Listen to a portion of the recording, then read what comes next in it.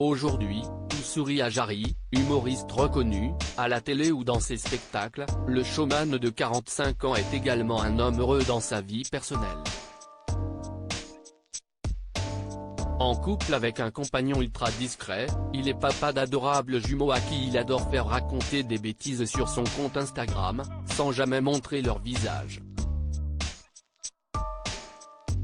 Mais tout n'a pas toujours été si rose et clair dans sa vie. Comme il l'a confié à Frédéric Lopez dans l'émission Un dimanche à la campagne hier, celui-ci a longtemps cru être hétéro, et a même considéré son coming out comme violent pour lui.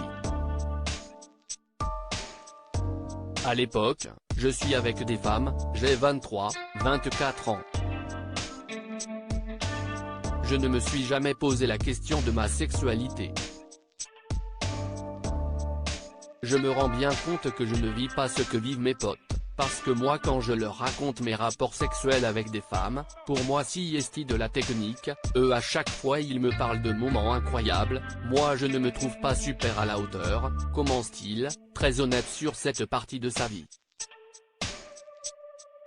Il se rend cependant compte que tout le monde a compris la situation avant lui. Beaucoup de gens me disent, à chaque fois qu'ils me rencontrent, « Mais toi, tu es gay ?» Et moi je réponds, « Mais pas du tout. » Jusqu'au jour où je rencontre un garçon et j'ai ma première expérience.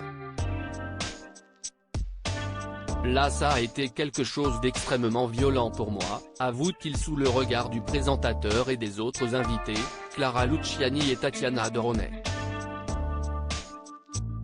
Alors que le présentateur lui demande pourquoi employer l'adjectif violent, l'humoriste répond sans détour, « Parce que je n'avais pas envie d'être homosexuel.